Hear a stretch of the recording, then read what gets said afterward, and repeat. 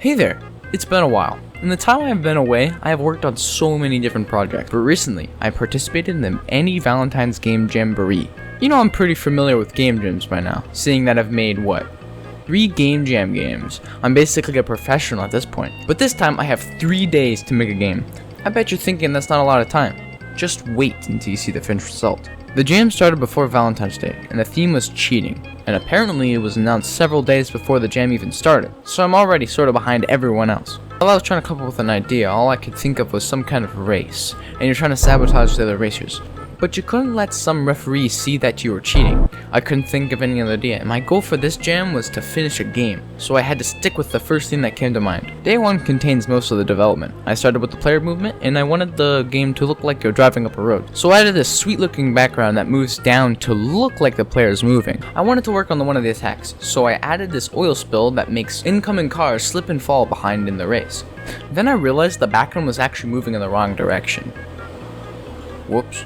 Something else I added for a little extra game feel was making the player move left and right faster than they could up and down, since you can't accelerate as fast as you can then turning left and right. I finally added the cars that would be appearing randomly, and this cool attack that sends them across the screen makes the player feel more powerful. The cars are now spawning in. I made them come from the top and bottom to look like some cars are gaining on you and some cars are falling behind. Then I gave the game a little of my polish magic. Sure, all I did was give the cars a shadow, but just look at it, it looks so much better. I then spent the next 20 minutes trying to add a tree to the side so it doesn't look so bare.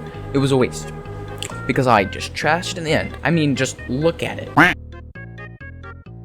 Now it was time for the people who would catch you in the act of destroying other cars. I decided to make spectators watch the race. I thought it would fit the most and be the easiest to see. It was getting a little late by this point, just a couple minutes past my bedtime, so I decided to head off to sleep for the night and was prepared to wake up and work on the game early in the morning.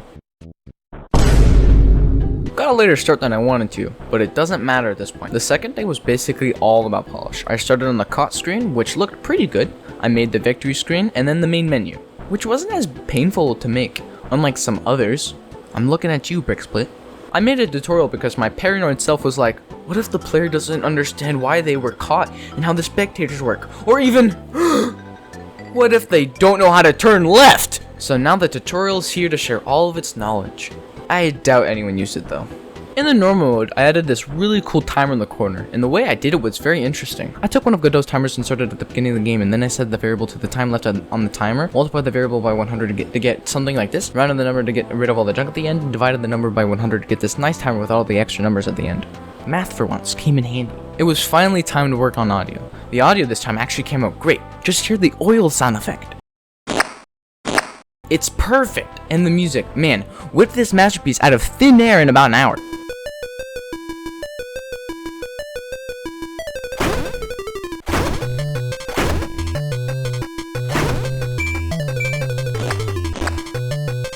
One of my friends recommended adding a stopwatch for the endless mode, and a way to see your score and time at the end of your run in the endless mode.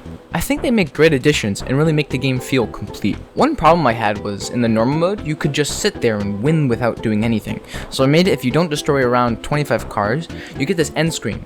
Perfect, and the game was finally done. I submitted the game and waited for people to vote. After the voting was over, the host of the jam, Addy Valentine himself, had posted a video of the winners of the jam, and I placed second place in the jam. I was so stoked. Here's me doing a reaction of my unveil. A racing game like the second place winner, Rascal Rap. This was all so much fun, and it was so awesome to be in the top 3. But I don't want this video to be all about me. I would totally encourage you to play the other games that were part of the game jam, including the 3rd and 1st place winners.